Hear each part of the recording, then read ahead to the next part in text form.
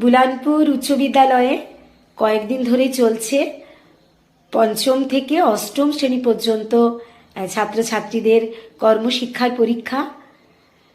ছাত্রছাত্রীরা ভীষণ সুন্দর সব হাতের কাজ করে নিয়ে এসেছে। এই হারমোনিয়ামটি তো দারুণ হয়েছে। কর্মশিক্ষার পরীক্ষার দিনগুলো বেশ ভালো লাগে। ছাত্রছাত্রীরা নানা ধরনের হাতের কাজ নিয়ে আসে। এখন তবে ছাত্রছাত্রীদের মধ্যে দেখছি কাগজ দিয়ে নানা রকমের হাতের কাজ করার একটা উৎসাহ।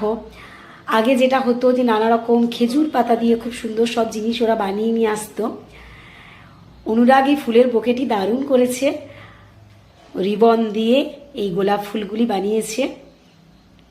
মনোজের হাতে রয়েছে পাল তোলা নৌকো। খুব সুন্দর সব জিনিস ওরা করে এনেছে।